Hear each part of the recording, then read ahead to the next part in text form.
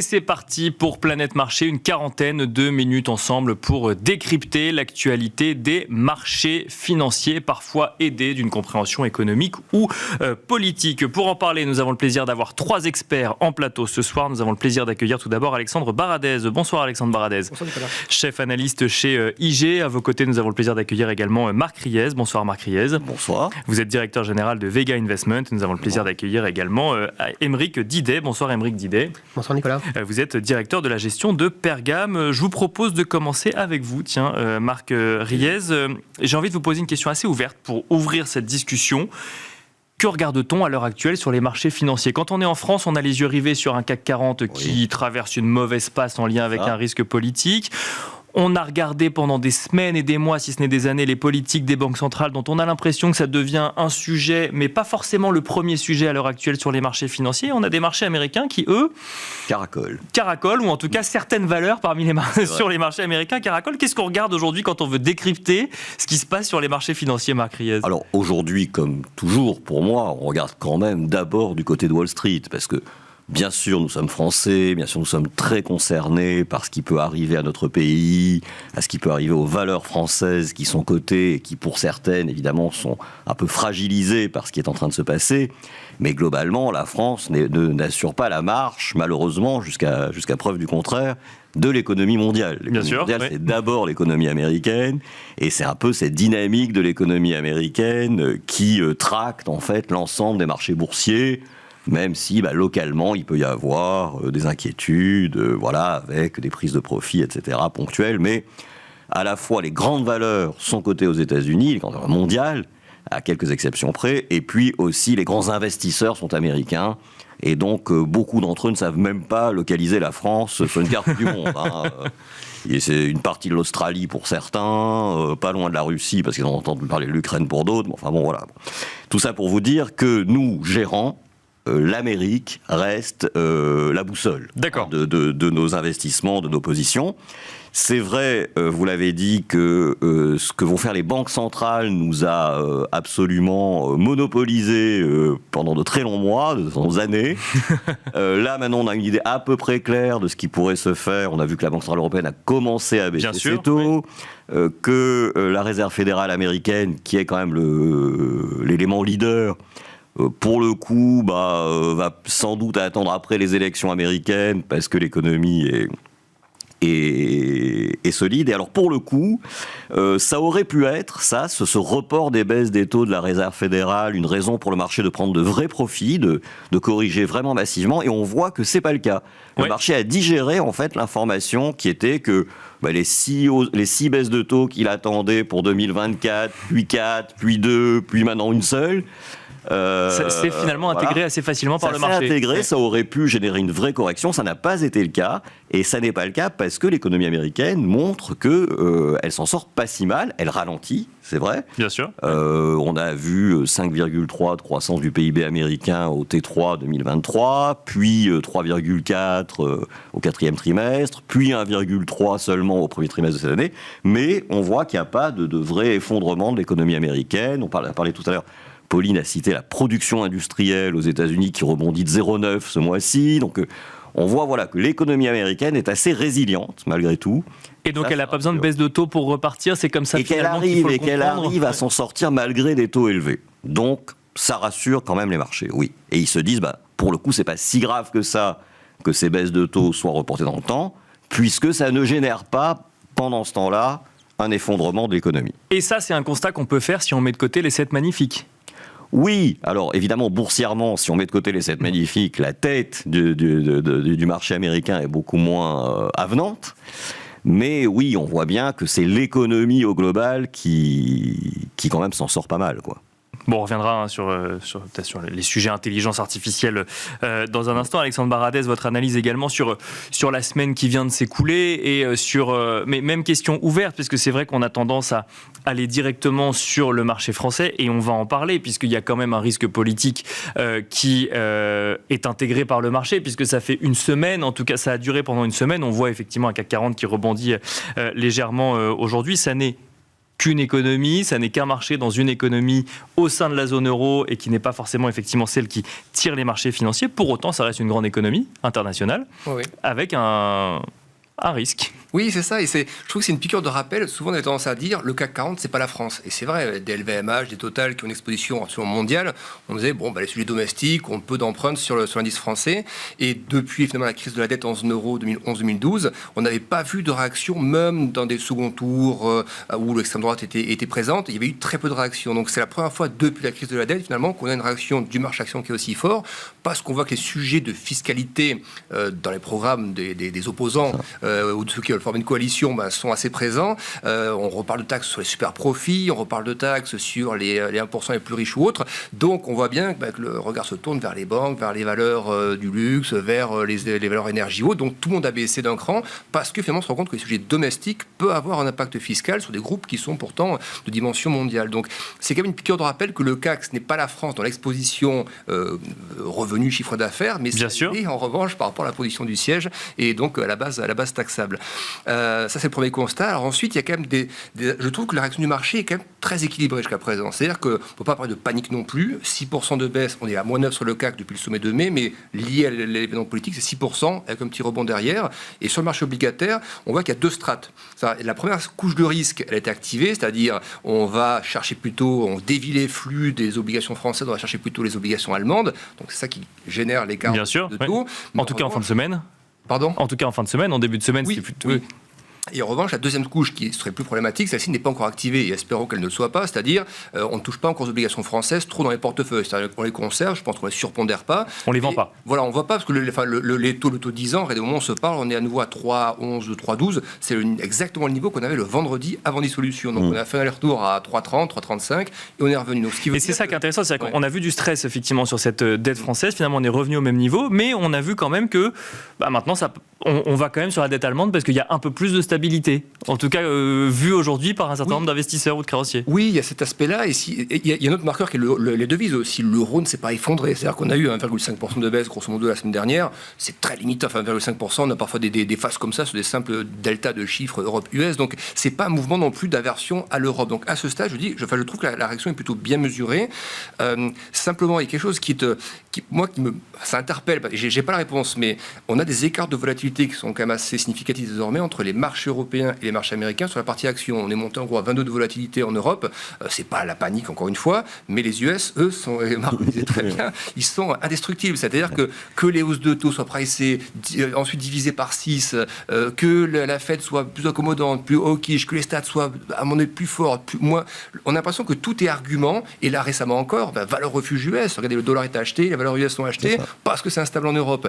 Et on a l'impression de cet empilement de couches qui fait que la vol américaine est très faible.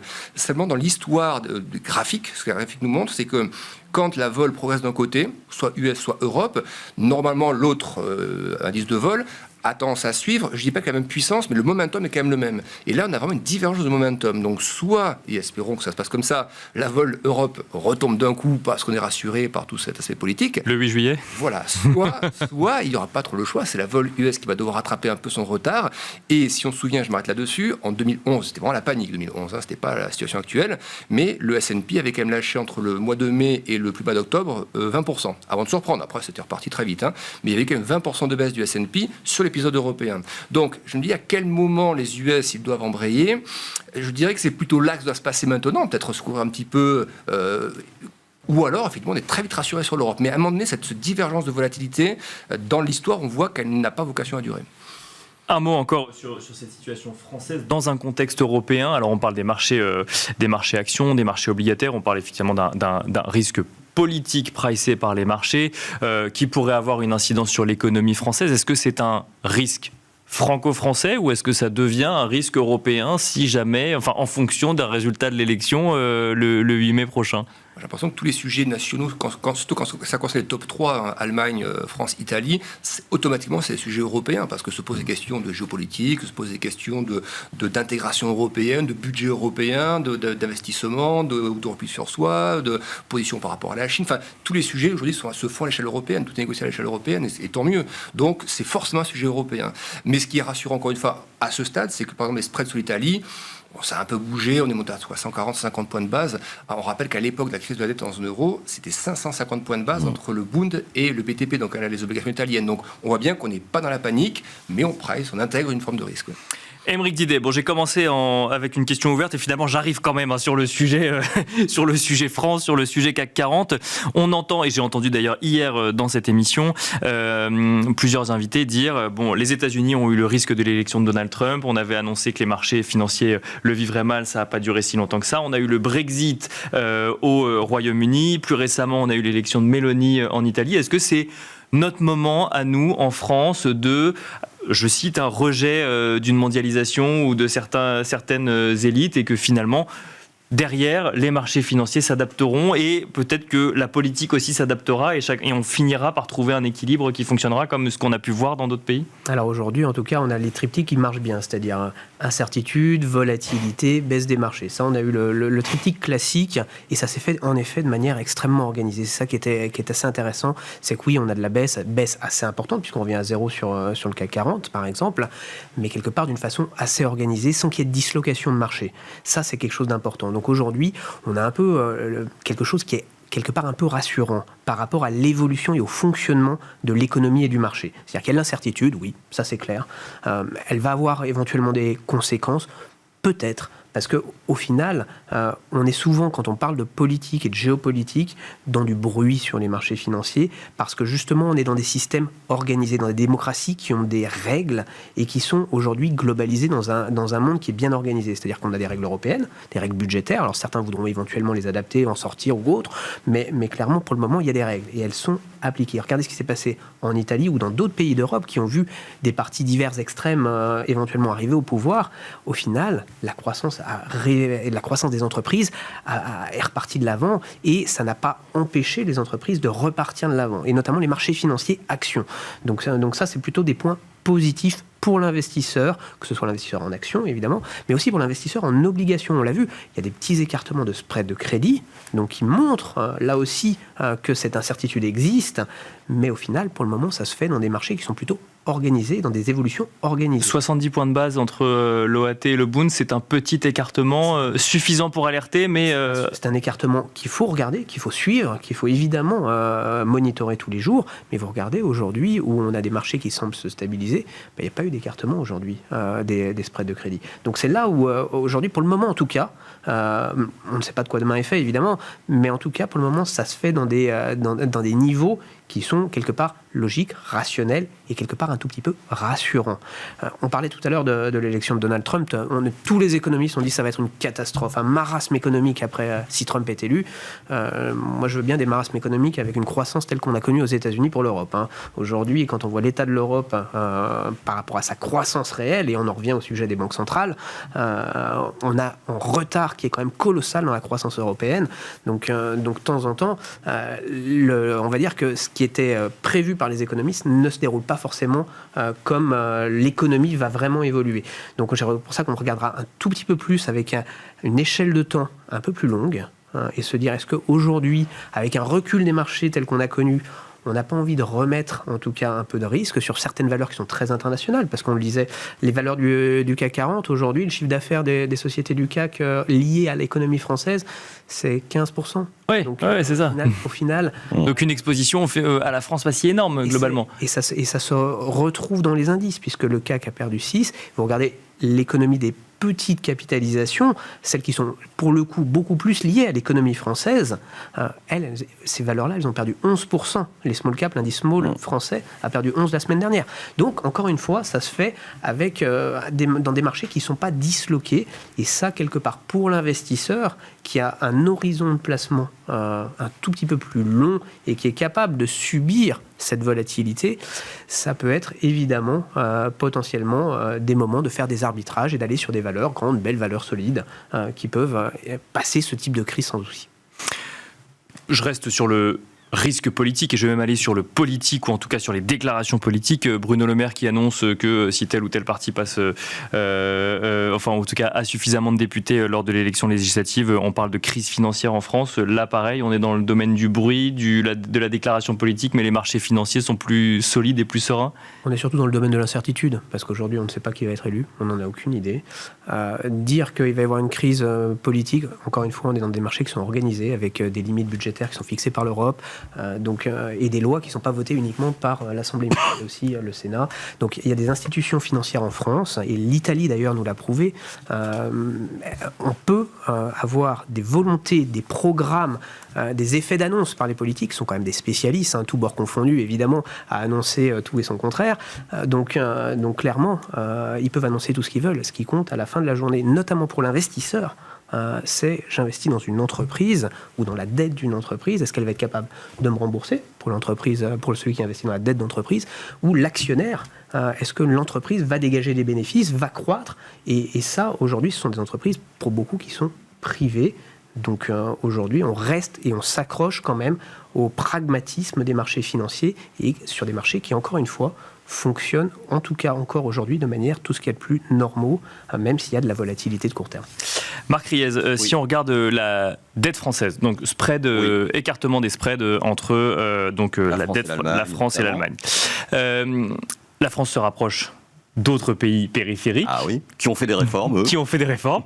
Peut-on rester dans cette situation longtemps ? Enfin, peut-on accepter de rester dans cette situation longtemps ? Et cela peut-il mener la BCE à intervenir ou à envisager d'intervenir, même si ça ne fait pas forcément partie de son mandat ? Je pense que malheureusement, oui, on va rester dans cette situation assez longtemps, parce que quand on parle des pays dont la situation s'est améliorée, en particulier le Portugal, l'Irlande, l'Espagne, et même dans une certaine mesure l'Italie, il ne faut pas oublier que ce sont des pays qui ont mené des réformes drastiques de réduction de la dépense publique. Or, dans les discours des différents acteurs qui nous entourent, de l'extrême gauche, de l'extrême droite, je dirais, on n'entend personne vouloir réduire la dépense publique. C'est plutôt le contraire même. Plutôt largement contraire. Donc on n'est pas du tout dans une dynamique dans laquelle la situation de la France va s'améliorer, quel que soit le résultat de l'élection. Donc malheureusement, oui, il faut qu'on s'habitue à ce que la note du pays soit dégradée au fil de l'eau, que l'écart avec l'Allemagne s'écarte, et que certains pays qu'on regardait avec un certain mépris il y a quelques années se rapprochent, ou qu'on se rapproche d'eux en tout cas. Par contre, payent leur endettement moins cher que nous. On voit pour le Portugal. Voilà. Bon. Donc oui, c'est après. Je pense qu'il y a un moment quand même où la population va se dire, on peut pas aller plus loin que ça, et puis il y aura des conséquences de toute façon. Donc voilà, il y a un moment où la réalité, la triste réalité va nous rattraper, mais on sent bien que c'est pas maintenant, c'est pas à cette élection-là que les gens vont se dire, tiens, voilà, maintenant. Je veux plus que l'État dépense, je veux me serrer la ceinture, je veux faire des efforts. Non, on n'est pas du tout sur cette logique collective-là de notre population, sûr, de notre société dans laquelle on est. Voilà. Donc malheureusement, pour ça, il va falloir faire avec. Nous, si vous voulez, ce qu'on constate quand même, c'est que d'une manière générale, quand il y a des baisses de marché liées à ce type d'événements, pandémie, guerre, élections, problèmes géostratégiques et tout ça, qui n'ont pas d'impact important direct sur la marge de l'économie mondiale, de notre point de vue, c'est plutôt des bons moments pour acheter. C'est la raison pour laquelle vendredi dernier, quand c'était une journée un peu, on s'est dit chez Vega, nous on va racheter des actions européennes et en particulier des actions françaises. Donc regardez plutôt le moment d'opportunité. Voilà, en fait on se dit, cette baisse, elle nous ramène au niveau de la fin de l'année 2023. Or, depuis fin 2023, l'inflation diminue, la BCE a commencé à baisser ses taux, on voit qu'il va y avoir d'autres baisses devant nous, les résultats des entreprises montent de manière assez importante, il y a une croissance au niveau mondial qui se reprend un peu, qui tient aux États-Unis, qui redémarre un peu en Chine, qui redémarre un peu en Europe. Donc pour nous, celui qui payait 7 500 le 31 décembre 2023 sur le CAC n'a aucune raison de ne pas payer 7 500 le 17 ou le 18 juin, dans des conditions où normalement les entreprises valent plus cher qu'elles valaient en début d'année. Donc pour nous, c'est se dire, c'est du bruit pour les marchés, je parle, c'est bien sûr, très très sérieux du point de vue sociétal, du point de vue voilà. Non, mais la réaction des marchés Mais en financiers... tout cas, oui. du point de vue des marchés financiers, le fait que la France, malheureusement, s'écarte d'une trajectoire de rigueur, etc., c'est embêtant. C'est embêtant aussi pour nos partenaires européens, bien sûr, parce qu'ils font un peu caisse commune avec nous. Donc, il y en a un qui se met à tout dépenser. C'est dans une famille, c'est toujours un peu angoissant pour les autres. Bien sûr, oui. Bon, et on est désolé pour nos amis d'outre-Rhin, etc. Mais le fait est que, voilà, on est dans la même barque qui est la barque de l'euro. Donc, malheureusement, il faut qu'ils fassent avec nous. Mais du point de vue de l'investissement pour nos clients, du point de vue des entreprises, et c'était très bien dit tout à l'heure, par mon confrère, c'est que voilà, les entreprises marchent bien, elles sont le vecteur de création de richesse, et quand il y a comme ça des baisses des marchés, en général, c'est plutôt l'occasion d'y aller. Il se peut qu'avec l'approche des élections, si c'est un peu chahuté au niveau des sondages, il y a à nouveau une phase un peu de baisse fin juin ou entre les deux tours, et si c'est le cas, on rachètera encore à ce moment-là. Mais pour l'instant, nous, on analyse plutôt ce qui se passe du point de vue de l'investissement comme une opportunité d'achat. J'espère que ça ne choque pas trop ce que je dis, mais voilà, c'est comme ça qu'on le voit. Alexandre Baradez, plutôt un optimisme si on suit ce que nous dit Marc Riez sur les marchés financiers, alors européens ou américains, mais là on parle effectivement plutôt du marché français. Sur l'Europe, oui, je partage l'avis de Marc. Je pense que des indices comme le MIB italien, par exemple, et on peut faire des comparaisons un peu politiques aussi, mais le MIB italien, il reste toujours à 10 fois les bénéfices, là où on est à 15-16 fois pour le CAC, le DAX et pour l'Eurostock 50 globalement. Donc par rapport à ce que le gouvernement d'extrême droite italien, mais c'est là aussi qu'on peut s'interroger, est-ce que l'extrême droite italienne, c'est l'extrême droite française? Donc il y a des différences de profil aussi bien sûr là-dedans. Pourquoi l'Italie performe bien aussi? Parce qu'il y a des valeurs, de types de valeurs qui ont bien performé, valeurs un peu plus value, industrielles ou autres. Quand la Chine a montré des signaux un peu meilleurs, c'est PMI ou autres, avec les métaux qui reprenaient ou autres, c'est typiquement, et les banques aussi, les bancaires qui ont un super souffle, et il y en a beaucoup dans le milieu italien. Voilà, donc ça a apporté. Mais il y a aussi effectivement les signaux envoyés par Meloni. C'est-à-dire que Meloni n'était pas anti-européenne, pas anti-euro, pas pro-russe, et elle a voté les budgets européens. Donc, et elle a procédé à quelques début de privatisation, enfin de vente de participation de l'État dans ces entreprises. Donc la volonté de faire un effort budgétaire, même si c'est une goutte d'eau, si c'est 10-20 milliards qu'on fait entrer dans les caisses, à l'échelle italienne qui est de 3 000 milliards, c'est pas grand-chose. Mais la volonté de faire mieux pour les marchés, ça compte. Donc, bien sûr. Oui. Je dirais que oui, et on voit le MIB italien aujourd'hui, il est sur un plus bas de 4 mois à peu près, je pense. On est sur un range, on est un peu sur le bas du range. Donc oui, je partage tout à fait cet avis. Pour l'investisseur qui justement attendait des respirations pour payer, celui qui regarde à 12-18 mois, il faut payer, et probablement qu'il y a peut-être un peu plus bas, de quoi payer un petit peu plus. Après, sur l'Europe, je suis de cet avis-là, c'est-à-dire de dire les multiples actuels, même avant le choc politique, on n'était pas sur les multiples. C'est plutôt sur les États-Unis, moi, que je me pose des questions. Peut-être qu'on en parlera tout à l'heure. On peut en parler maintenant. Oui, alors juste que tu as mis sur la partie politique, c'est vrai qu'il y a quand même un exemple. Quand on disait Trump, effectivement, les marchés ont peu baissé, puis ça a catalysé derrière ou autre. Oui, parce que Trump aussi a eu ce gros plan fiscal au début de son mandat. Sous l'ère Obama, on avait un peu fait attention au déficit. Il avait redéployé un peu le déficit. Et après Biden, l'a encore plus déployé derrière. Mais pour dire qu'il avait eu effectivement cette partie du mandat, il avait une souplesse budgétaire qui était possible à l'époque. Aujourd'hui, le successeur de Biden, donc soit un démocrate, soit un républicain, n'aura pas la même souplesse. Quand vous êtes à des déficits à 7-8% du PIB pendant 2-3 ans d'affilée, il y aura forcément, et les questions qu'on se pose sur la France aujourd'hui, l'Italie ou autre, sur la trajectoire budgétaire, c'est pour ça que je parlais de la réaction des marchés américains qui pourrait commencer à titiller un peu sur l'aspect budgétaire aussi. C'est pas une question purement européenne. Il suffira pas de voter de voter une fois encore une augmentation du budget, non, ça suffira pas. Je dirais que le Trump de 2016 n'aura pas la même marge de manœuvre que le éventuel Trump de 2024, si c'était lui. À l'époque, il y a une souplesse possible qui me semble plus limitée aujourd'hui en termes fiscal, budgétaires, après les 3-4 ans de déploiement budgétaire post-Covid, plus le plan IRA, plus tout le reste. Ça a été de l'investissement et de l'endettement massif qui a servi à l'investissement aussi, mais forcément une période un peu plus je dis pas de vache maigre, c'est pas le propos, mais de petites convergences, voilà, de petites restrictions plutôt vers les 4% de déficit plutôt que les 7-8 qu'on a eu. Et donc, resserrement budgétaire, mais dans une économie qui tient la route aux États-Unis. Oui, alors encore une fois, je ne veux pas apparaître comme le pessimiste sur les US parce que force est de constater que c'est la locomotive des marchés et le Nasdaq encore plus. Simplement, il y a la question je trouve, de la cherté de ces marchés.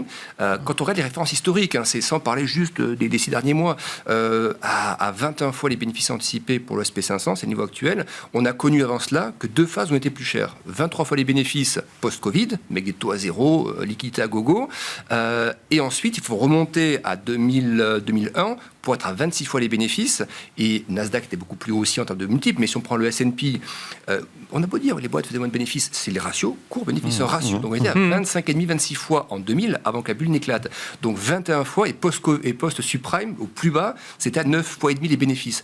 Donc à 21 fois les bénéfices, d'un point de vue historique, avec des rendements en face, encore à quasiment 5% aux US sur du court terme, il y a de l'alternative. Et c'est là que je me dis, est-ce que on va laisser, et je pense que c'est un choix qui appartient presque à la Fed en fait. Les investisseurs, tant que ça tire, ils vont y aller. À un moment donné, est-ce qu'il y a un peu de symétrie dans le jugement marché? C'est-à-dire quand les marchés baissent fort, c'est instabilité financière, et Lagarde l'a bien dit cette semaine, elle a dit pour la stabilité des prix, il faut qu'il y ait stabilité financière. Donc on comprend bien que s'il y a chute et choc de marché, il faut intervenir, ils nous l'ont montré à chaque fois. De l'autre côté du spectre, quand les marchés font plus 40, plus 50, et qu'à un moment donné, ça devient peut-être un peu cher par rapport à des fondamentaux qui restent bons, mais qui pourraient un peu s'affaiblir avec l'effet restrictif des politiques monétaires qui va progressivement se faire sentir, est-ce qu'on ne peut pas envoyer des petits signaux oraux, rhétorique pure, au marché, leur faire comprendre qu'il y a peut-être certains excès qui, s'ils ne sont pas un peu consolidés maintenant, pourrait donner dans 1 ou 2 ans des chocs de marché, donc instabilité financière future. Selon moi, c'est le rôle aussi de la Fed d'anticiper des chocs futurs. Donc on est au moment où si on doit avoir une bulle qui se forme, c'est maintenant, parce qu'on a tous les ingrédients pour ça. Si la Fed, le marché accepte que les taux restent hauts, qu'on passe de 6 baisses de taux anticipées à une baisse de taux, que ça ne gêne personne, c'est là qu'on peut aller à 22, 23 fois les bénéfices. Donc soit on accepte, soit les régulateurs US acceptent cette idée-là, soit on veut éviter les germes, on veut pas que ces germes d'une bulle future puissent se développer, et c'est à ce moment-là, c'est maintenant qu'il faut commencer à avoir des discours. Powell en a un petit peu eu des discours à la dernière réunion, c'était quand même plutôt 3/4 semi-faucon que Colombe quand même, mais le marché n'entend pas ça. C'est-à-dire que les messages sont pas assez audibles, il faut du James Bullard, c'est un peu tapé sur la table à un moment donné, et ça on l'a plus, donc peut-être que c'est ce qui manque du côté des États-Unis pour calmer un peu, pour consolider un peu le mouvement actuel. Aymeric Didet, sur la situation des marchés américains, ou en lien évidemment avec l'économie américaine, ou ce décalage tout simplement de la potentielle future baisse de taux de la Fed? Un gros décalage aujourd'hui, mais aussi un décalage qui est dû et qui est mal perçu souvent à cause de cette surperformance exceptionnelle de ces méga caps américaines. Oui, qui vient cacher tout le reste. Oui. Exactement, et ça cache vraiment tout le reste, parce qu'aujourd'hui on n'a jamais eu de période aussi importante de hausse des marchés avec autant de valeurs en baisse ou avec des faibles performances dans le S&P 500. Et ça on oublie un tout petit peu de se le rappeler, c'est que la polarisation qu'on connaît, qui a toujours existé dans les marchés, mais celle qu'on connaît actuellement sur les 5-7 grandes valeurs tech américaines, elle est exceptionnelle, et aujourd'hui, elle cache quand même une réalité pour le reste de la cote qui est un tout petit peu différente et qui est quelque part plus normative. C'est-à-dire qu'on a une croissance de ces sociétés, mais qui n'est pas du tout dans les mêmes ampleurs que celle de ces valeurs exceptionnellement chères et qui aujourd'hui tirent les valorisations de l'indice au global. Alors, c'est vrai, c'était vrai aussi en 2000, puisque là aussi, il y avait toute cette bulle Internet, ces valeurs Internet qui tiraient le marché et qui tiraient les valorisations. Donc on ne peut pas dire que c'est uniquement ça. Mais maintenant... C'est marrant, la comparaison revient souvent, alors que, généralement on répond juste après, oui, mais aujourd'hui les entreprises sont rentables. Mais là, on n'a plus des entreprises qui viennent voir avec un PowerPoint sans chiffre d'affaires. Là, on a des entreprises qui sont rentables avec un bénéfice. Donc c'est un tout petit peu différent, là, clairement. Là-dessus, on n'est pas du tout sur les mêmes catalyseurs qui ont généré la crise de 2000. On n'est pas du tout dans la même histoire. Par contre, au niveau des valorisations, on a des niveaux de valorisation, notamment des grandes valeurs, qui peuvent paraître quand même, à un moment donné, difficiles à justifier. Et c'est là où le discours, en effet, des banques centrales est extrêmement important, parce qu'il permet de calmer le jeu, calmer les anticipations, et du coup, de ramener un petit peu la réalité économique au centre du débat.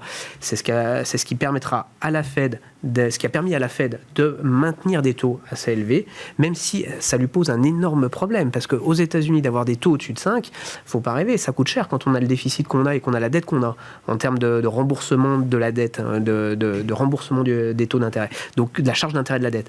Donc c'est pour ça que, pour nous en tout cas, on pense que le marché américain reste quand même une zone assez intéressante pour l'investisseur, parce qu'il y aura toujours ce soutien inconditionnel de la Réserve fédérale qui, à un moment donné, sera toujours prête, en cas de baisse des marchés, de rebaisser les taux, et elle va sûrement le faire quand même à un moment donné, pour ces raisons de charge de la dette, mais aussi pour accompagner une économie qui quand même continue à décroître aux États-Unis. Certes, c'est toujours de la croissance vertueuse, pérenne, mais elle décroît. Donc, encore une fois, les États-Unis, ça reste la zone où il faut continuer à investir, plus que l'Europe, surtout quand il y a des incertitudes géopolitiques en Europe.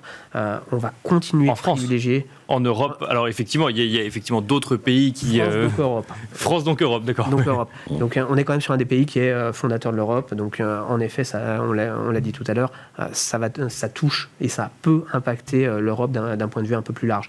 Mais clairement, la zone d'investissement qui est la plus vertueuse, qui reste la plus vertueuse, ça reste les États-Unis. Malheureusement, j'ai tendance à dire, en tant qu'Européen, ça reste les États-Unis qui offrent la meilleure perspective pour les années à venir. Et puis, surtout, un dernier argument, c'est que le potentiel de baisse des taux, il est presque plus important, la marge de manœuvre est presque plus importante aux États-Unis qu'en Europe. Même si on est parti avant. Pour une fois, heureusement, elle a pris une bonne décision. Donc j'ai tendance à dire, ça y est, on l'a tellement attendu, elle a tellement fait d'erreurs de monter les taux en retard déjà il y a 2 ans. Donc enfin, elle a pris les devants et elle a accepté de le faire avant la Fed. Donc c'est bien, c'est très bien. Mais il n'empêche que, et ça va continuer, c'est tant mieux pour l'économie européenne. Mais aux États-Unis, pragmatiquement parlant, quand on part de beaucoup plus haut, ça laisse beaucoup plus de marge de baisse de taux et beaucoup plus de marge pour accompagner l'économie dans sa croissance future. Un mot valeur, toujours avec vous, Aymeric Didet, une question peut-être un petit peu provocatrice et encore pas tellement. Peut-on performer aux États-Unis en bourse aujourd'hui si on ne marque pas intelligence artificielle dans son rapport d'activité ou dans son rapport prévisionnel ? J'espère bien. Alors heureusement, il y a plein d'autres secteurs aux États-Unis que les valeurs d'intelligence artificielle, que Nvidia, Microsoft, Amazon et maintenant Apple, qui sont les très grands leaders de l'intelligence artificielle. Ça, c'est très clair. Il y a ceux-là. Et puis, il y a les autres. Heureusement, il y a plein d'autres valeurs aux États-Unis. Alors, il y a les valeurs tech, il y a les valeurs du software, toujours très intéressantes parce qu'elles ne sont pas forcément liées toutes à l'intelligence artificielle. Et là, pour le coup, les valorisations sont beaucoup plus abordables, sont revenues à des niveaux, on va dire qu'une valeur de l'intelligence artificielle, on se paye entre 15 et 25 fois le chiffre d'affaires. Une valeur du software, on est en dessous de 6 fois dans l'intégralité du secteur. Donc on est déjà beaucoup moins cher et avec des croissances bénéficiaires qui sont souvent tout ce qui est de plus agréable à regarder. Donc oui, il y a encore d'autres choses à faire. Après, il y a plein de sociétés, quand on voit que la consommation tient aux États-Unis, oui, vous allez regarder même un Walmart, qui cote quasiment sur ses plus hauts, vous allez regarder des valeurs comme Visa, vous allez regarder des grands leaders internationaux. Pour certains, il y a toujours de la volatilité, mais il y a encore, évidemment, plein d'autres valeurs qui sont investissables aux États-Unis en dehors des grandes 5 à 7 valeurs exceptionnelles de l'intelligence artificielle que sont Nvidia et compagnie. Marc Riez, je vous pose la même question parce qu'effectivement on parlait de bruit tout à l'heure quand on parle de géopolitique ou autre en lien avec les marchés financiers. Alors loin de moi l'idée de dire que l'intelligence artificielle est un bruit sur les marchés financiers, on est plus sur une méga tendance, mais n'empêche, lorsqu'une entreprise annonce un programme d'intelligence artificielle ou des premiers résultats, ça défraie tellement la chronique qu'on en oublierait presque qu'il y a d'autres économies. Comment est-ce qu'on... C'est vrai. On regarde quand même, il y a d'autres activités, que ce soit en Europe ou aux États-Unis, qui ont un potentiel de performance aujourd'hui. Bien sûr, mais c'est vrai que c'est quand même le grand sujet du moment. C'est quand même un peu comme la révolution industrielle, comme la révolution technologique qu'on a eue avec les emails, Internet, etc. en 2000. On est vraiment sur quelque chose qui va changer en profondeur l'économie mondiale, qui va changer nos processus de travail, qui va bouleverser le monde du travail aussi, parce que beaucoup de jobs vont disparaître à cause de ça. Il va falloir... Donc, d'autres apparaîtront également. D'autres apparaîtront également. Il y aura des gains de productivité importants qui permettront peut-être justement de travailler moins durablement pour un même revenu. Donc, il y a beaucoup de sujets qui sont embarqués par ça. Et après, c'est nous, gérants, on sait que c'est quelque chose d'important et de fondamental, mais c'est comment on s'inscrit, en fait, comment boursièrement on le joue. Alors, c'est vrai que pour le coup... on a compris que Nvidia y était. Bon, ça, je pense que ça c'est assez vu. Mais après, c'est vrai que on essaie de voir dans les entreprises lesquelles prennent ça en compte. Et donc, quand une entreprise assez intelligemment communique sur le sujet, c'est vrai que ça suscite... On regarde ça de près. Voilà. Alors après, ça peut être complètement cosmétique, ça qu'ils peuvent en parler alors que ça n'a absolument aucun... impact sur leur business model ou sur leur marge, et là, on se dit, c'est juste un coup de com. Mais on est quand même obligé, on ne peut pas mépriser ce sujet-là. Au-delà de l'intelligence artificielle, qu'est-ce que vous regardez, vous, Marc Riez, sur les marchés à l'heure actuelle ?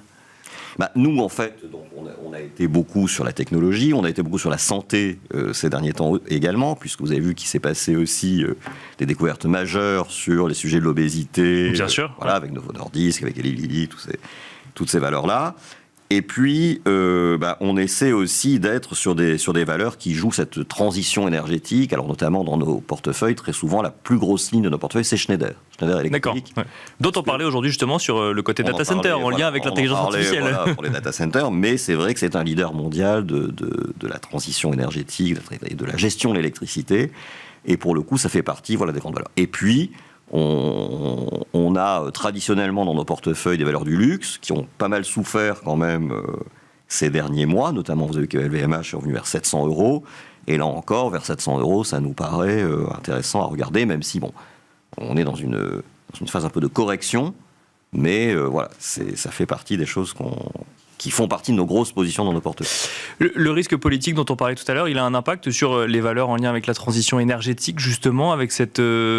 puisque d'un bout à l'autre de l'échiquier politique, on a des visions assez radicalement opposées sur le sujet. Ça peut mettre en risque certains investissements sur le sujet spécifique de la transition énergétique, ou, encore une fois, effectivement, n'oublions pas que c'est un indice dans une économie, mais qu'on reste dans une économie globalisée. Alors, les grands acteurs qui sont positionnés sur ces métiers-là sont quand même internationaux. Mais c'est vrai que pour certains d'entre eux, une forte chute des commandes de l'État français pourrait effectivement avoir un impact négatif. Donc c'est quand même à surveiller. Ça met en risque un certain nombre de fleurons français sur ce sujet. Bon, après, on a confiance en eux pour aller chercher de nouveaux clients ou pour vendre leur technologie ailleurs si la France n'est plus une terre de cocagne pour eux. Mais bon. Alexandre Baradez, qu'est-ce que vous regardez dans le marché à l'heure actuelle dont on n'aurait pas parlé ou pas suffisamment parlé ce soir ? Je rebondis sur les propos de Marc. Ça, effectivement, je suis tout à fait d'accord. Il y a des niveaux de valo atteints sur le secteur des renouvelables dans leur ensemble. On est revenu quasiment sur les points bas de la crise Covid. C'est-à-dire qu'on a fait tout le côté un peu envolé, voire un peu bulle post-Covid, a été totalement effacé. Donc on reste sur des niveaux qui attirent même le private equity, qui attirent les fonds privés, Exactement. Qui viennent faire le marché là-dedans parce que c'est vraiment pas cher. Donc il me semble que tout est là pour que ça serve de cible, que les budgets soient fléchés là-dessus, même si la France, à un moment donné, inquiète un peu, il y aura quand même des budgets européens, mondiaux, même la Chine a investi à tour de bras dans le renouvelable, donc pour ces acteurs domestiques aussi, mais c'est un sujet qui paraît inévitable et sur les valeurs actuelles, il vaut mieux en avoir que pas en avoir très clairement. Après, il y a un deuxième sujet, c'est toujours une espèce de gros pot dans lequel on met un peu tout, c'est les émergents. Mais quand vous reprenez le MSCI Emerging Market, donc l'indice de référence, il est pas mal pondéré en Chine, il y a aussi beaucoup d'Inde, donc on a beaucoup progressé sur l'Inde, qui a eu la trajectoire inverse de la Chine, donc on se dit, bon, l'Inde, c'est un peu moins bon depuis quelques temps, puis il y a quelques émergents, Mexique ou autre, bon, ça n'était pas terrible post-élection ou autre, mais quand vous regardez l'indice global, il est sur des niveaux, à la fois d'un point de vue technique aussi, il y a des repères techniques qui sont extrêmement solides sous nos pieds et qui ont été touchés quand la Chine était vraiment à tirer la langue. On est reparti, là aussi, grâce à la Chine, avec un rebond de plus de 20%, bull market même, sur des indices comme le Hang Seng ou autre, ça respire un peu, mais la structure du MSCI Emerging est toujours favorable. C'est-à-dire qu'au pire, on est un peu freiné dans la reprise de l'indice mondial, je parle, qui inclut tous les émergents, mais je trouve que c'est des points d'entrée intéressants, surtout si... Alors, ça peut y aller peut-être moins vite que certains l'espèrent, les baisses de taux de la Fed. Mais quand les baisses de taux vont commencer à s'enclencher, que l'économie US va ralentir aussi un petit peu, je pense qu'il y a des effets un peu mécaniques vers les émergents en général, liés à des tendres des taux US et au dollar. Donc il me semble que les portes d'entrée sont plutôt bonnes actuellement pour les émergents. Ça tend un peu de conso, mais pour moi, les gros bottoms sur le MSCI Emerging ont été faits. Pour moi, on ne reverra pas ces points bas qui étaient faits quand la Chine confinait, quand la Chine faisait n'importe quoi. Là, on est sur des choses plus lisibles en Chine en tout cas, et quelques turbulences récentes, Mexique ou autre, pour moi, ne remettent pas en cause le sentiment de reprise moyen terme sur les émergents. Il faut en avoir, et je pense que c'est une bonne carte à jouer pour les 12 prochains mois. Aymeric Didet, effectivement, s'il y a une chose dont on n'a pas parlé, que vous regardez, c'est les émergents aussi, la Chine potentiellement ou... Alors on va attendre un tout petit peu, nous, un catalyseur plus important, notamment en provenance de Chine. Je suis assez d'accord sur le fait que c'est une zone qui redevient investissable, mais pour le coup, on va attendre d'avoir un vrai catalyseur, parce qu'on s'est quand même bien aperçu que les tensions commerciales avec la Chine, elles étaient évidemment avec les États-Unis. Le risque Trump est un énorme risque pour justement les tensions géopolitiques avec la Chine. Et l'Europe est en train aussi de rentrer en tension commerciale avec la partie chinoise. Donc là, pour le coup, on a un des gros piliers des émergents qui est encore problématique au sein de cet univers. Maintenant, sur le moyen long terme, on n'a pas trop d'inquiétude sur le pays. Ils ont une notion du temps qui n'est pas du tout la même que celle d'un Européen ou d'un Américain. Ils ont le temps avec eux. Le temps n'a pas d'importance pour l'économie asiatique et chinoise. Donc clairement, aujourd'hui, ils sont sur des points bas, ils sont sur des niveaux économiques où ils peuvent faire un plan de relance massif demain et donc donner énormément de visibilité pour les investissements là-bas. Et à ce moment-là, oui, on reviendrait de manière assez massive sur cette classe d'actifs, mais on attend quand même qu'il y ait quelques décisions politiques un tout petit peu plus importantes que ce qu'on a eu pour le moment, qui sont des bonnes mesures relativement sérieuses qu'il faut prendre en compte. Mais ils peuvent aller beaucoup plus loin dans les plans de relance. Et on attendrait vraiment d'avoir quelque chose de plus important pour revenir massivement sur cette zone géographique. Surtout que dans les émergents, on a la partie chinoise, on a la partie indienne, en effet, qui a posé pas mal de soucis au niveau électoral. Hein. Il va repasser, mais avec une majorité qui n'est pas du tout celle qu'il avait prévue. Donc ça peut donner un peu de couac au niveau économique. Donc là, pour le coup, là, sur ces pays-là, que sont la Chine ou l'Inde, là, la politique a vraiment un impact extrêmement fort sur l'économie. Là où en Europe, on en a un tout petit peu moins, c'est ce qu'on disait au début de l'émission. Donc c'est pour ça que pour le moment, on va mettre un tout petit peu ça de côté. Par contre, on regardera peut-être plus le Japon. D'accord, le Japon avec le yen à 170 contre euro. Encore aujourd'hui, finalement. Ouais, je crois qu'il y a peut-être une histoire à regarder, parce que c'est un pays quand même, c'est le laboratoire du monde. Hein. Ils ont tout connu avant nous, hein, les crises technologiques, les taux à zéro. Ils ont tout connu, le vieillissement, ils ont tout connu avant nous. C'est le laboratoire du monde, le Japon. Et aujourd'hui, quand on regarde, c'est extrêmement intéressant de voir ce qui va se passer. Ils ont rêvé d'avoir de l'inflation au Japon pendant des années. Ils en ont enfin un petit peu, et on sent qu'il y a une économie qui repart, avec plein de réformes qui ont été prises. Donc là aussi, il y a des histoires à regarder, à mon avis, plus intéressantes peut-être que les émergents à court terme, en attendant que les émergents se réveillent. Merci messieurs, on a commencé cette émission en parlant de la chute, ou en tout cas du recul du CAC 40 la semaine dernière. Vous avez quand même disséminé pas mal de points d'opportunité sur différents secteurs géographiques ou dans différents secteur d'activité. Merci Aymeric Didet, directeur de la gestion de Pergame. Merci Marc Riez, directeur général de Vega Investment. Et merci Alexandre Baradez, chef analyste chez IG. Et quant à nous, on se retrouve tout de suite dans Marché à thème.